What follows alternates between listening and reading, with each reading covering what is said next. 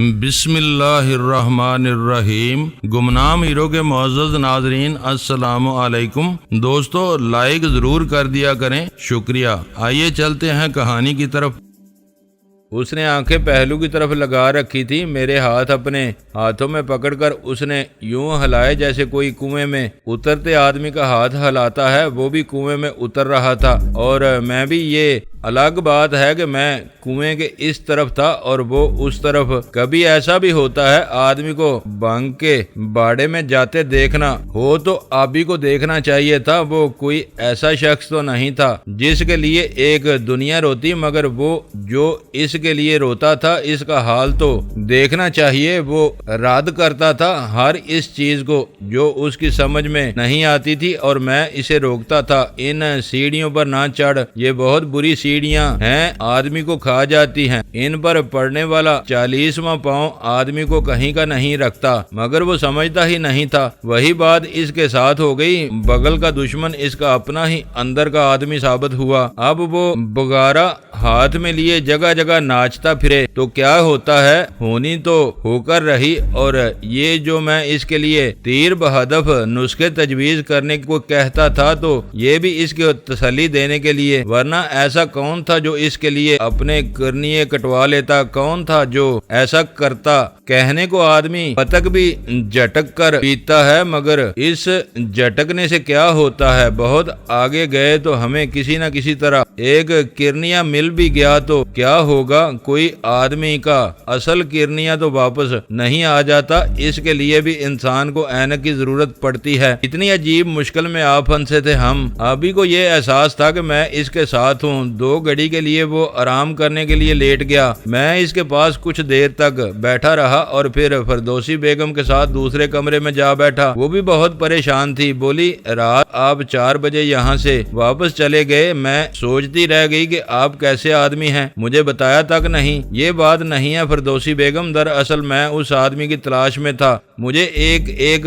پل گزارنا مشکل ہو رہا تھا۔ خدا کا شکر ہے کہ مل گیا ہے۔ ہاں، ان کی حالت بہت خراب ہے، پتہ نہیں یہ کیسے جی سکیں گے۔ ہاں، حالت تو واقعی ایسی ہے اور کرنیا ملنا بہت مشکل ہے، مگر ابھی 4-5 آدمی ایسے ہیں جن کا کرنیا مل سکتا ہے۔ وہ کیسے؟ یہ آپ کیوں کر کہہ سکتے ہیں؟ یہ بات صرف اسے ہی معلوم ہے، مگر معاملہ تو کرنا ہی ہوگا۔ جن لوگوں نے ان کے کرنیا کو نکال لیا وہی اس کی قیمت بھی دیں گے۔ یہ ہوگا اور ضرور ہوگا، مگر کیسے؟ یہ بات میری سمجھ میں نہیں آئی ہے۔ پتہ نہیں کیسے ہوگا، مگر یہ ہونا چاہیے۔ ڈاکٹر دمن اور اس کے چیلے چانٹے آخر کس دن کام آئیں گے؟ میں ہرگز نہیں چھوڑوں گا۔ آپ کی باتیں میری سمجھ میں نہیں آتی ہیں۔ بہرحال معاملہ بہت ہی برا ہوا۔ خدا نہ کرے آبی کی یوں پریشان حالی زندگی گزرے۔ فکر نہ کریں، انشاءاللہ سب ٹھیک ہو جائے گا، سب ٹھیک ہو جائے گا۔ میں نے بے خیالی میں یہ بات ایسے کہہ دی جیسے میں اپنے ہاتھ کے نقوش کو پڑھ کر یہ بات کہہ رہا ہوں۔ فردوسی بھی بہت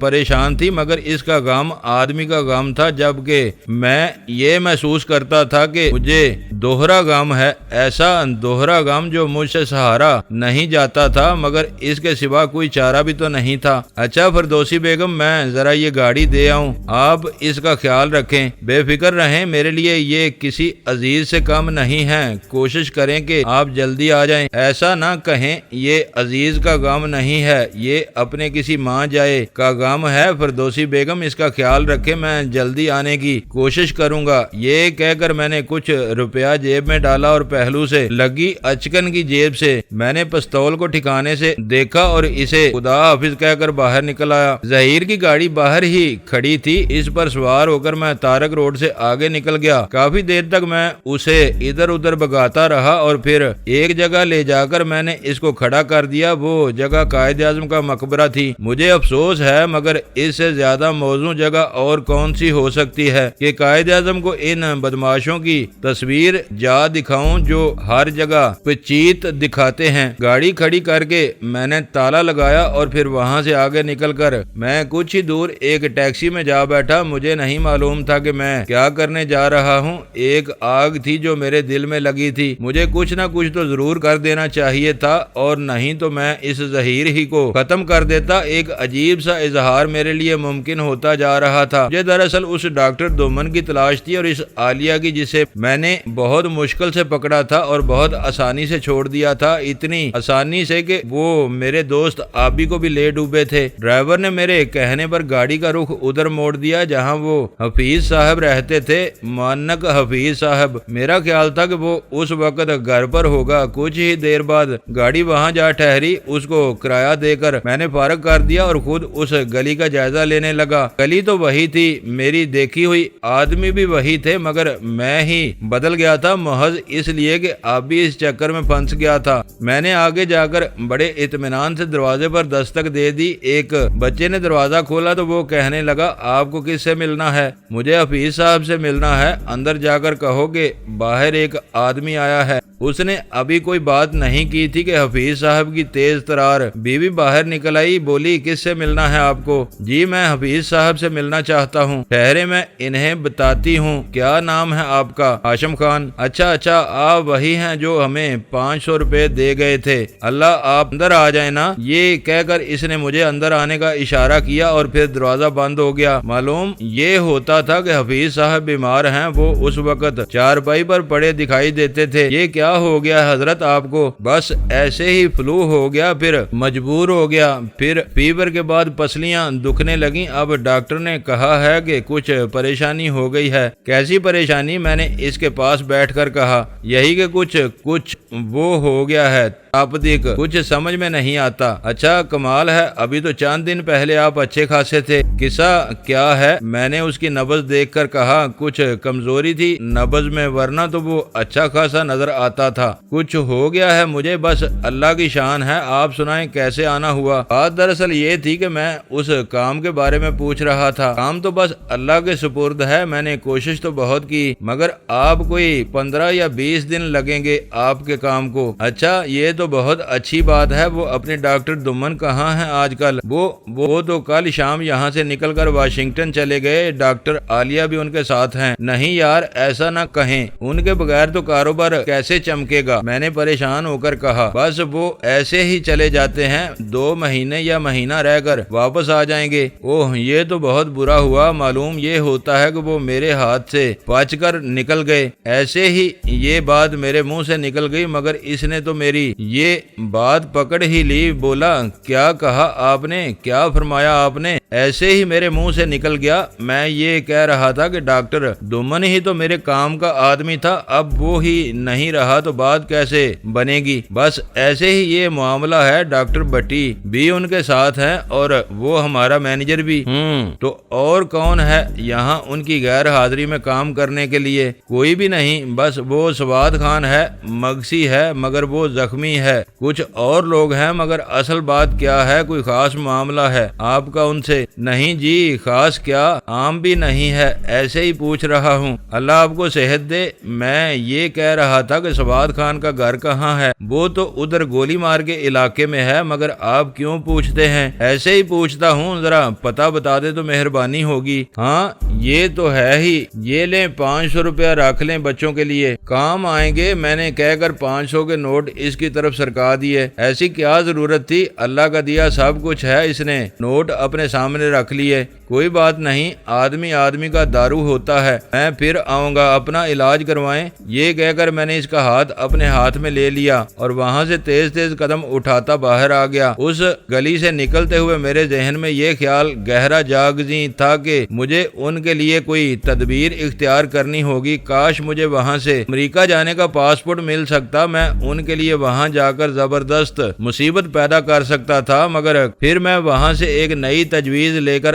آگے روانہ ہوا۔ مجھے اپنے دشمنوں سے نبٹنے کے لیے وہاں تک جانا ہوگا، اس کے سوا میرے پاس اور کوئی چارہ کار نہیں تھا۔ اس وقت دن کے 2 بج رہے تھے، دوپہر کچھ خاموش ہو گئی تھی۔ میں نے بڑی سڑک سے ایک ٹیکسی پکڑی اور گولی مار جا پہنچا۔ وہ بستی اپنے مکینوں کے ساتھ اس وقت بہت ہی رجی سی نظر آتی تھی۔ گولی مار کوئی ایک علاقہ نہیں ہے، بہت بڑے علاقے کا نام گولی مار ہے۔ مجھے جگہ تلاش کرنے میں کوئی دقت نہیں ہوئی، بھی گھر اس کا بہت ہی صاف ستھرا تھا، مگر اس وقت نہیں، میں کسی اور وقت وہاں آؤں گا۔ یہی بہتر تھا، مجھے سواد خان سے اب کی بار زیادہ دل جمی سے بات کرنا ہوگی۔ دونوں بار وہ مجھ سے بہت زیادہ دب گیا تھا اور جیسے ہی موقع ملا اس نے مجھے پریشان کر دیا۔ اب کی بار ایسا نہیں ہوگا، مجھے کسی نہ کسی طرح سواد کی آنکھیں چاہیے تھیں، ایسی آنکھیں جو آبی کے کرنیے کی جگہ ٹھیک جا بیٹھے۔ میں ہاتھ روک نہیں سکتا تھا، مجھے ہر حال میں سواد کی آنکھیں چاہیے تھیں، لیکن یہ کام کوئی اتنا آسان تو نہیں تھا۔ میں نے ساری صورتحال پر غور کر لیا تھا، مگر اس کو پکڑنا کار دارد تھا۔ بہرحال میں نے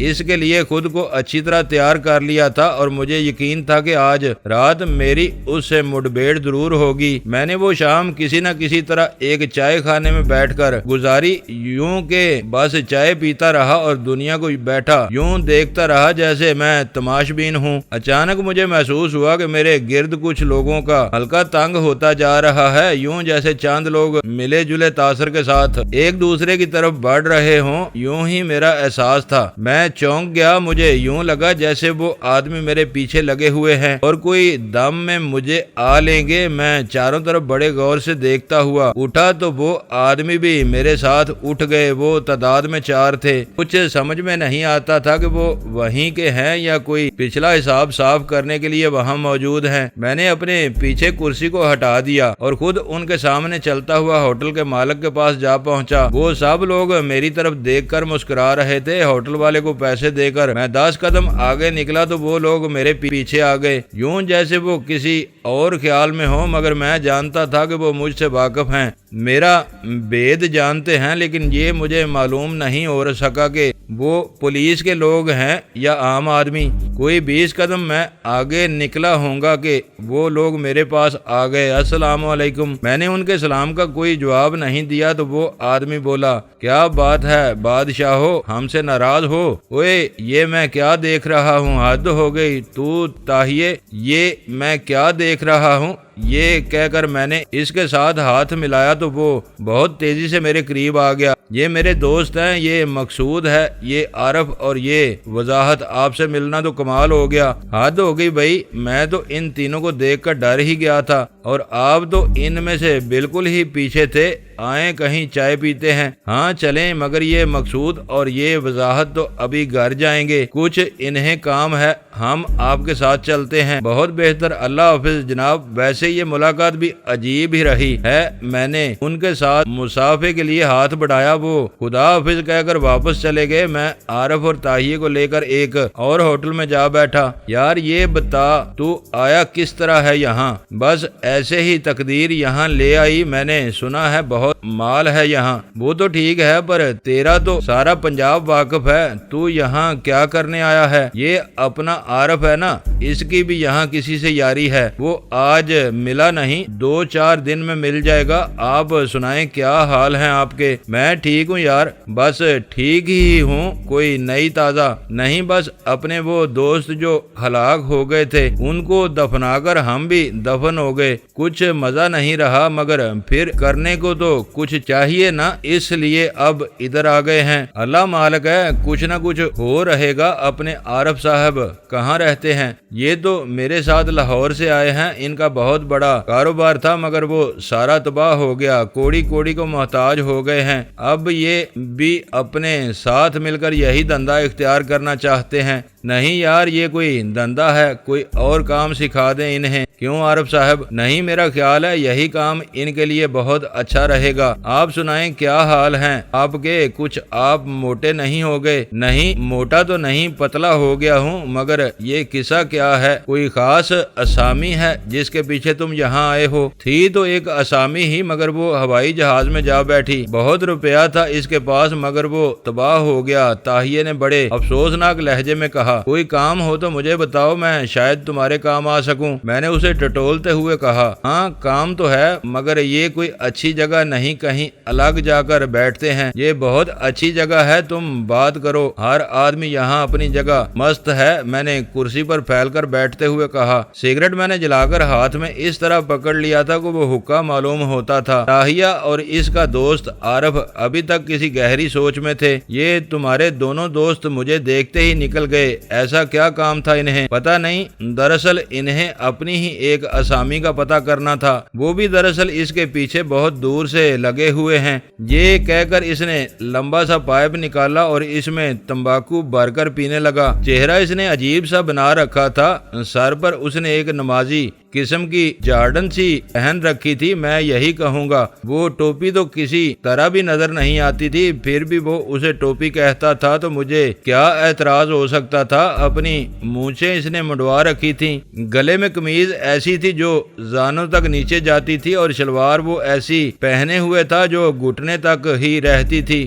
ایک طرح سے وہ پکا نمازی بنا ہوا تھا۔ عارف صاحب بھی اسی کے مسلک کی پیروی کرتے تھے اور اسی قسم کے کپڑے پہنے ہوئے تھے، مگر اتنا ضرور تھا کہ ان صاحب نے شلوار جو پہن رکھی تھی وہ ذرا گھٹنے سے نیچے جاتی تھی۔ سامان نام کی کوئی شے ان کے پاس نہیں تھی اور مجھے وہ کسی بھی طرح وہ تاہیہ نظر نہیں آتا تھا جس سے میں لاہور میں مل چکا تھا۔ پھر بھی وہ میرے آبی کا دوست اور مجھے عزیز تھا۔ جب وہ پائپ بھر کر سلگا چکا تو عارف صاحب کو آنکھ مار کر بولا، کیا خیال ہے عارف صاحب؟ یہ آبی کے دوست ہیں اور مجھے تو وہ کئی دنوں سے ملا ہی نہیں ہے۔ وہ بھی مل جائے گا، جلد ہی تم سے اس کی ملاقات ہوگی۔ وہ کام بتاؤ مجھے، میں نے سگریٹ کا گول زمین پر پھینکتے ہوئے کہا۔ معاملہ یہ ہے حضرت کہ یہاں سے ایک لڑکی اٹھانی ہے اپنے 10 لاکھ روپے کے ساتھ۔ عارف نے ہچکچاتے ہوئے کہا، کیا مطلب؟ یعنی یہ بھی کوئی کام ہے آپ لوگوں کی نظر میں؟ کہاں ہے وہ لڑکی؟ وہ ادھر ہی ہے، ناظمہ آباد میں رہتی ہے اور مجھے یقین ہے کہ یہ کام آپ بہتر طریقے سے کر سکتے ہیں، پر وہ ہے کون؟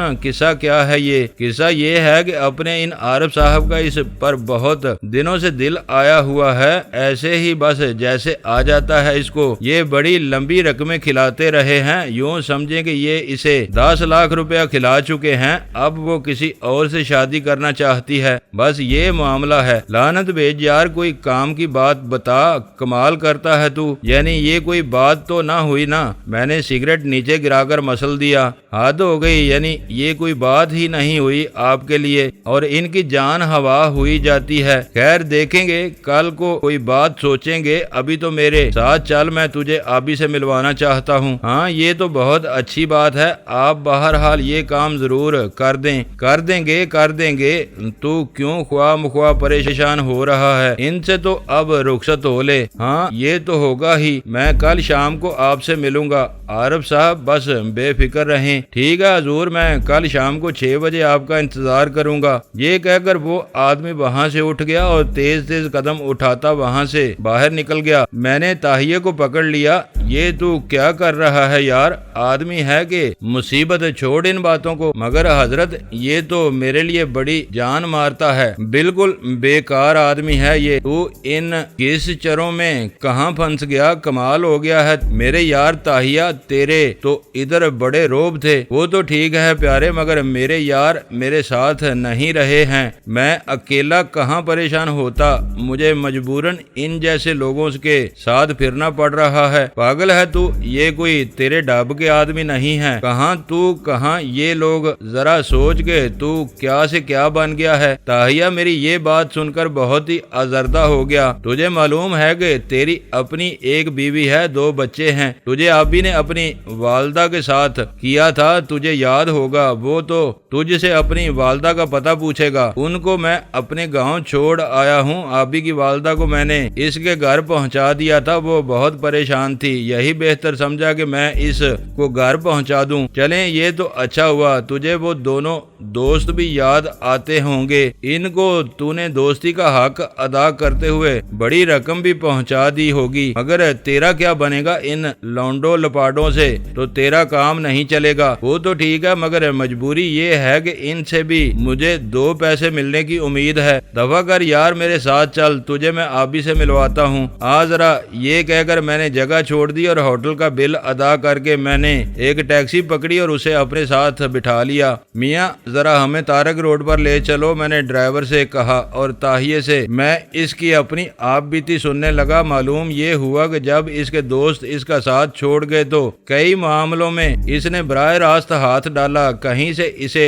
2000 ملا، کہیں سے 4000، مگر اس سے زیادہ رقم اسے ہاتھ نہیں آئی۔ اس عرصے میں 2-4 ماہ کے لیے جیل بھی چلا گیا تھا۔ وہاں سے جب وہ واپس آیا تو پھر بیکاری اس کا مشغلہ بن گئی۔ آدمی کے دوست اس کے ہاتھ سے نکل جائیں تو پھر کچھ بھی پلے نہیں رہتا ہے۔ کچھ ایسا ہی حال اس کا تھا۔ ابھی ہم تارک روڈ کی طرف چلے ہی تھے کہ ایک جگہ وہ تینوں آدمی جو تاہیے کے ساتھ تھے ایک ٹیکسی کو روکے کھڑے تھے۔ ٹیکسی کے اندر ایک گل بہار قسم کی عورت بیٹھی تھی اور ڈرائیور ایک دم پاگل ہوا جاتا تھا۔ تینوں آدمی ٹیکسی کے اندر جا بیٹھے تھے۔ ہم نے ٹیکسی وہاں روکی تو ڈرائیور بولا، یہ کیا بدماشی ہے؟ میں نہیں جاتا ہے کسی طرف، چل باؤ، تیرے لیے یہی بہتر ہے۔ عارف اور وضاحت پچھلی سیٹ پر جا بیٹھے تھے اور مقصود اگلی نشست پر۔ ہم نے گاڑی وہاں روکی اور اتر کر اس ٹیکسی کے گرد ہو گئے۔ کئی اور آدمی بھی وہاں جمع ہو گئے تھے۔ یہ کیا قصہ ہے جناب، خیر تو ہے؟ تاہیے نے انہیں مخاطب کرتے ہوئے کہا۔ اتنے میں وہ عورت دائیں ہاتھ سے ٹیکسی پر سے اتر گئی اور تیز تیز قدم چلنے لگی۔ عارف نے اسے 2 قدم آگے جا کر پکڑ لیا۔ تمہیں میرے ساتھ چلنا ہوگا، یہ میری بیوی ہے اور مجھ سے بات ہی نہیں کرتی، چل میرے ساتھ۔ اس نے ایک نظر میری طرف دیکھ کر کہا، یہ بالکل بکواس ہے، میں تمہیں بالکل نہیں جانتی، مجھے جانے دو، میں کسی کے ساتھ نہیں جانا چاہتی۔ اتنے میں مقصود اور وضاحت تیزی سے آگے نکلے اور ان لوگوں نے اسے ٹیکسی میں ڈال لیا۔ عارف بولا، چل میاں، دیکھتا ہوں یہ کیا کرتی ہے، چلو۔ یہ کہہ کر اس نے جیب سے خنجر نکال لیا، بولا، چل میں کہتا ہوں، نکل چل یہاں سے۔ اس ڈرائیور نے مجبوراً گاڑی چلا دی تو مجھے اس قصے میں پہلی بار عجیب طرح کی دلچسپی محسوس ہوئی۔ اوے تاہیے، میں یہ معلوم کرنا چاہتا ہوں کہ یہ معاملہ کیا ہے۔ میں نے یہ کہہ کر تاہیے کو اپنے ساتھ ٹیکسی میں بٹھایا تو وہ ڈرائیور ذرا دیر کے لیے رکا، بولا، کیا ان کے ساتھ جانا ضروری ہے؟ ہاں ہاں ذرا چلو، میں یہ دیکھنا چاہتا ہوں کہ یہ معاملہ کیا ہے۔ ٹھیک ہے صاحب، یہ کہہ کر اس نے گاڑی چلا دی۔ گاڑیاں آ جا رہی تھیں، وہ لوگ جو وہاں جمع تھے آہستہ آہستہ وہاں سے کھنڈرنے لگے۔ ہم اس کوشش میں تھے کہ وہ گاڑی ہماری نظر سے دور نہ ہو۔ کچھ ایسی ہی مشک ختن، ایسی خوشبو تھی اس میں کہ مجھے یہ معلوم کر کے دلی خوشی ہوتی کہ وہ تھی کون اور ان تینوں آدمیوں بلکہ ان 4 آدمیوں سے اس کا کیا تعلق تھا۔ ذرا دیر کے لیے وہ میری نظر میں کھب کر رہ گئی تھی۔ تاہیہ بھی سخت پریشان تھا، اسے یہ امید نہیں تھی کہ وہ تینوں ہمیں وہاں یوں ٹیکسی والے سے لڑتے دکھائی دیں گے۔ اس کی سمجھ میں نہیں آ رہا تھا کہ وہ میرے ساتھ کیا جھوٹ بولے۔ اس نے وہاں بہت زیادہ ہی دروغ گوئی سے کام لیا تھا، ایسا دروغ گوئی کا کام جس کی کوئی کل سیدھی نہیں ہوتی۔ ابھی ہم 1 ہی میل چلے ہوں گے کہ وہ گاڑی دائیں ہاتھ مڑی۔ ان کے پیچھے ہم بھی لپکے چلے آ رہے تھے، مگر عین اس وقت ہماری گاڑی کا پہیہ پنکچر ہو گیا، سب کچھ ہی غرق ہو کر رہ گیا تھا۔ ارے یہ کیا ہو گیا بھائی، کچھ تو خیال کیا ہوتا، ہم نے گاڑی سے نکل کر کہا۔ آپ دوسری گاڑی میں بیٹھ جائیں، ڈرائیور نے نیچے دیکھ کر کہا۔ ہم نے دائیں بائیں بہت دیکھا مگر کوئی بھی ٹیکسی ہمیں نہیں مل رہی تھی اور وہ گاڑی ہم سے بہت آگے نکل چکی تھی۔ مجھے اس ٹیکسی کو ہاتھ سے جاتا دیکھ کر سخت طیش آ رہا تھا، مگر میں مجبور تھا۔ ہمیں جو گاڑی ملی وہ کوئی 10 منٹ بعد ملی۔ اس میں بیٹھ کر ہم نے بہت زیادہ کوشش کی، بہت خاک چھانی، مگر ان لوگوں کا پتہ ہمیں نہیں مل سکا۔ ناچار ہو کر ہم نے گاڑی تارک روڈ کی طرف موڑ دی۔ میری سمجھ میں تو یہ بات نہیں آتی ہے تاہیے، یا تو ان کے بارے میں جھوٹ بول رہا ہے یا پھر میں ہی پاگل ہوں۔ نہیں یار، ایسی بات نہ کہیں کہیں میں نے آپ سے کوئی جھوٹ نہیں بولا ہے یہی کہ میں ان کو کوئی کام سکھا دوں، یہی کہ میں ان کی بات پر یقین کر لوں کہ یہ بہت بڑے آدمی تھے۔ کیسی باتیں کرتا ہے تو؟ مجھے وہ یہی بتاتے تھے، سو میں نے آپ کو وہی بتا دیا۔ کیا لینا ہے مجھے جھوٹ بول کر؟ ٹھیک ہے، آج رات تو اطمینان سے سو نہیں سکے گا، یہ رات تجھ پر بہت باری ہوگی۔ کیا مطلب ہے آپ کا؟ ہاں کچھ ایسی ہی بات ہے، دیکھتا رہ۔ یہ کہہ کر میں نے گاڑی سے باہر نظر ٹھہرا دی۔ ہوا میں نمی بڑھتی جا رہی تھی اور آسمان گدلا گدلا ہونے لگا تھا۔ تارک روڈ پر پہنچ کر میں نے اسے اپنے ساتھ لیا اور فردوسی کے دروازے پر جا ٹھہرا۔ یہاں کون رہتا ہے؟ تاہیہ نے پوچھا۔ اس کا ذہن یہ باور کرنے کو تیار نہیں تھا کہ میں کسی اچھی جگہ پر رہ رہا ہوں۔ کچھ ہی دیر بعد دروازہ کھل گیا، میرے سامنے فردوسی بیگم تھی۔ وہ اس وقت رات کا لباس پہنے ہوئے تھی۔ بولی، کون ہے آپ کے ساتھ؟ یہ میرے دوست ہیں، آپ اپنے کمرے میں چلی جائیں۔ ٹھیک ہے، کھانا میں نے تیار کر کے رکھ دیا ہے۔ یہ کہہ کر وہ پیچھے پلٹ گئی۔ میں نے دروازہ بند کیا اور آبی کے کمرے کی طرف چل دیا۔ تاہیہ میرے ساتھ ہی تھا مگر ہر شے کو بڑے غور سے دیکھتا آ رہا تھا۔ میں نے دروازہ کھولا تو آبی اس وقت دوسری طرف منہ کر کے لیٹا ہوا تھا۔ ہمیں کمرے میں داخل ہوتے دیکھ کر اس نے سر الٹ دیا اور میرے خدایا، تاہیہ کی جو حالت ہوئی میں بیان نہیں کر سکتا۔ وہ پاگلوں کی طرح اس کی طرف دوڑا۔ یہ میں کیا دیکھ رہا ہوں آبی؟ یہ تیرے ساتھ کیا ہو گیا؟ اچھا تو ہے تاہیہ، تو یہاں کیسے آیا؟ یہ مجھے بھائی صاحب مل گئے تھے، پر یہ تیرا حال کیسے خراب ہو گیا ہے؟ یہ بہت لمبی کہانی ہے، کسی وقت سناؤں گا۔ تم میری والدہ کا حال بتاؤ، وہ کیسی ہیں؟ وہ تو اپنے گھروں میں ہیں، میں انہیں گاؤں چھوڑ آیا تھا، بڑے اطمینان سے ہیں وہاں۔ ہاں یہی بہتر تھا، پر یار تو آخر یہاں کیسے آیا؟ بیٹھنا ادھر۔ وہ بستر سے ذرا دور ہو گیا، تاہیہ کے لیے اس نے جگہ بنا دی تھی۔ ایسے ہی یار، میں ایک کام سے یہاں آیا تھا، یہ پتا نہیں تھا کہ تیرے ساتھ یہ حال ہو چکا ہے۔ بس تقدیر کے چکر ہیں، آدمی کو برداشت تو کرنا ہی پڑتا ہے۔ ادھر کھانا رکھا ہے یار، وہ کھا لو۔ ہاں میں دیکھ رہا ہوں تمہارا یار تاہیہ آیا ہے لاہور، میں تو اس کے نام کا ڈنکا بجتا تھا، اب یہ یہاں آ گیا ہے۔ ہاں اچھا ہے، بہت اچھا ہے، کسی دندے سے لگا دے اسے، بہت اچھا آدمی ہے۔ ہاں کچھ کرنا ہی ہوگا، آؤ تاہیہ کھانا کھا لو۔ یہ کہہ کر میں نے میز پر رکھا کھانا کھول دیا۔ غمزدہ خانم نے تمام ہی اچھی چیزیں پکائی تھیں۔ کھانے کے دوران آبی بولا، تم نے اسے بتایا نہیں کہ میرے ساتھ کیسا واقعہ پیش آ چکا ہے؟ نہیں، بتانے کی ضرورت بھی نہیں، ان لوگوں کو یہ جاننا تک نہیں ہے، پر یار تو آدمی کچھ گڑبڑ ہے، اسے بتا دیا ہوتا۔ بتا دیں گے یار، پہلے تو اچھا تو ہو لے۔ میں کیسے اچھا ہو سکتا ہوں پیارے؟ بہت سی باتیں ناممکن ہیں، مجھے تو زندگی بھر اس اندھیرے میں رہنا ہوگا۔ نہیں ایسا نہیں ہوگا، بالکل ایسا نہیں ہوگا، کسی دشمن نے اس کی آنکھیں نکال لی ہیں تاہیہ، اور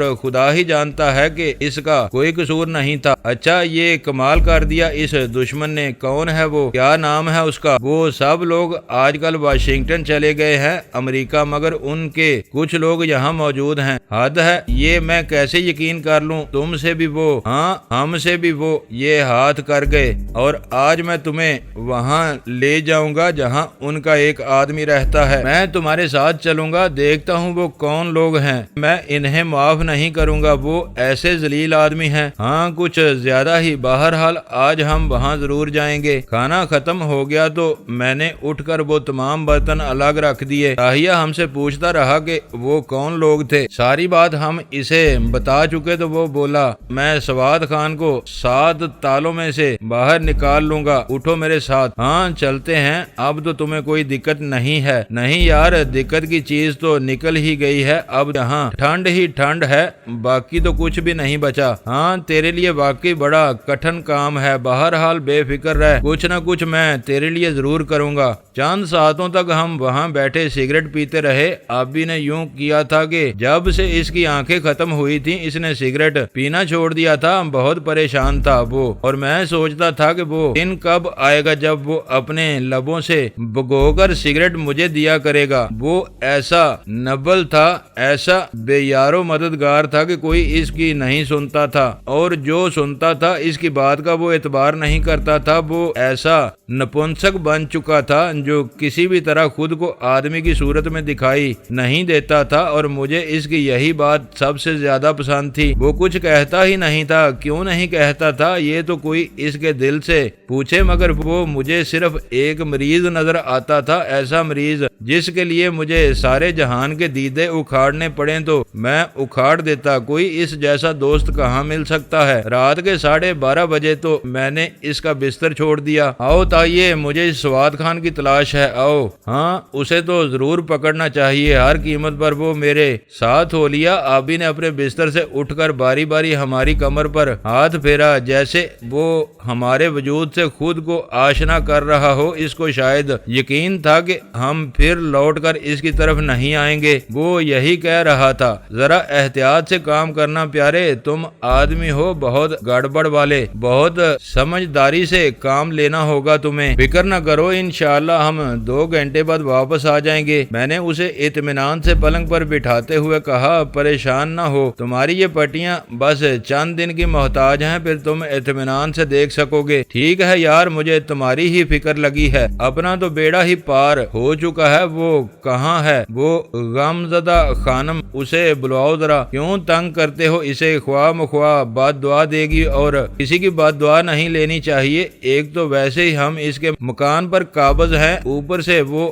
آدھی رات کو تیرے پاس آئے گی۔ ہاں، کیا خیال ہے تیرا؟ اچھا ٹھیک ہے، خدا حافظ۔ آبی نے پریشان ہو کر کہا۔ اس کا دل نہیں مانتا تھا کہ وہ مجھے اس وقت وہاں سے رخصت کرے، اور تاہیہ تو اسے دیکھ دیکھ کر پریشان ہو رہا تھا۔ اس نے کبھی کسی کو اس حال میں تو نہیں دیکھا تھا۔ آدمی زخمی ہو جاتا ہے، اس کو کسی دشمن کا تیر لگ جاتا ہے تو وہ اس کا علاج کروا لیتے ہیں۔ علاج نہیں ہوتا تو وہ جانور نہیں ہو سکتا، مر ہی جاتا ہے نا۔ یوں آدمی کو کسی نے آدھا ادھر اور آدھا ادھر لٹکا کر نہیں رکھا ہوتا، مگر اس ڈاکٹر دمن کا شکار نہ اس طرف رہتا ہے نہ اس طرف، عین بیچ میں لٹک کر رہے زندگی گزارتا تھا، اور اس کی سمجھ میں نہیں آتا تھا کہ وہ کیا کرے۔ آبی کی بھی یہی حالت تھی۔ آئیے کہ وہ دوست مر گئے تھے تو مر ہی گئے تھے نا، کسی کو یہ احساس تو نہیں تھا کہ وہ بے علاج مر گئے، اور بھی اس کے ایسے کئی دوست عزیز تھے، وہ بھی یا تو جان سے چلے گئے تھے یا پھر بچ گئے تھے، مگر آبی کی آنکھیں ہی ختم ہو گئی تھی۔ ان آنکھوں سے وہ کیا کچھ نہیں دیکھتا تھا۔ اس نے بڑے مار کے سر کیے تھے، اور پھر وہ 2 عورتوں کے ہتھے چڑھ گیا، یوں کہ اس کے سینگوں سے وہ کبھی نیچے نہیں اتر سکا۔ میں اس کو یہی سمجھانا چاہتا تھا، مگر اس نے میری بات کبھی مان کر دی ہوتی تو یہ بھی مانتا۔ بازار میں پہنچ کر ہم نے گولی مار کے لیے ٹیکسی لی۔ وہ جگہ میں دیکھ آیا تھا، وہاں تک پہنچنا تو کچھ بھی مشکل نہیں تھا۔ تاہیہ پچھلی سیٹ پر میرے ساتھ بیٹھا تو بولا، وہ جگہ معلوم ہے آپ کو؟ ہاں، لو تم سگریٹ پیو، اور اس بات کو دھیان میں رکھو کہ ہمیں آج اس شخص کا تیا پانچا کر دینا ہے۔ بہت بچتا رہا ہے وہ ہم سے۔ سگریٹ تو اچھا ہے، لائیں ذرا کچھ گولیاں شولیاں بھی ہیں آپ کے پاس؟ ہاں، میرا سامان میرے ساتھ ہی رہتا ہے۔ یہ میں کیا دیکھ رہا ہوں؟ یہ چیز تاہیہ نے سامنے کی سیٹ کے نیچے سے ایک بڑا سا پلاسٹک کا لفافہ نکال کر مجھے دکھاتے ہوئے کہا۔ آواز اس نے دبائی تھی، اوئے یہ تو وہ دکھائی دیتا ہے، دکھا ذرا۔ میں نے اس سے لفافہ لے کر کھولتے ہوئے کہا، ارے اس میں تو یہ نوٹ ہیں، اور یہ زیور بھی۔ یہ کیا معاملہ ہے بھائی؟ لا ذرا مجھے دکھا، یہ تو گڑبڑ لگتی ہے مجھے۔ اس نے وہ نوٹ اور زیور دیکھ لیے تو بولا، کیا خیال ہے ڈرائیور کو بتا دیں؟ نہیں یار، دفع کر، اس کو سنبھال کر رکھ، تیرے کام آئے گا۔ نہیں بھائی، یہ گڑبڑ نہ کرو، میں اس کو بتا دیتا ہوں۔ پھر وہی بکواس، ابے یہ ایمانداری رہنے دے، سنبھال کر رکھ لے اس کو۔ تم مجھے بے ایمانی سکھا رہے ہو؟ ہاں، پتہ نہیں کس کا ہے یہ، میں ڈرائیور کو بتاتا ہوں۔ بھائی ڈرائیور، یہ تیرے کھانے میں کیا چیز ہے؟ یہ پلاسٹک کا تھیلا، اس میں تو بہت مال ہے پیارے۔ طاہیہ نے ڈرائیور سے کہہ ہی دیا۔ یہ اچھا کمال ہے، مجھے بتائیں تو کیا ہے اس میں؟ ڈرائیور نے گاڑی سڑک کے کنارے کھڑی کر دی۔ یہ دیکھنا، یہ کوئی 40,000 روپے ہے اور یہ زیور کا ڈبہ بھی موجود ہے۔ طاہیہ نے لفافہ اسے دکھاتے ہوئے کہا، تو اس کا مطلب ہے کہ کوئی سواری یہاں یہ سامان چھوڑ گئی ہے،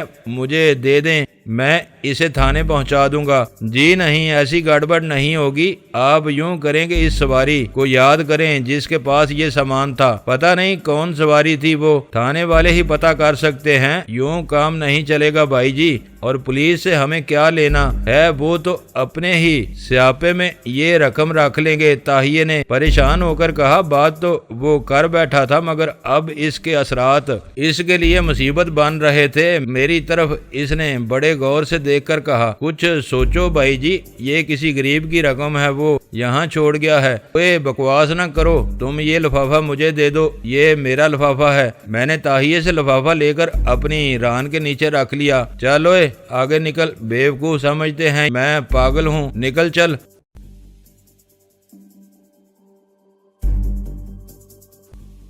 دوستو ویڈیو کو لائک ضرور کر دیا کریں۔ ISI پاک آرمی زندہ باد، پاکستان پائندہ باد۔ معزز ناظرین، اپنا خیال رکھیے گا اور اپنے اس چینل کا بھی شکریہ۔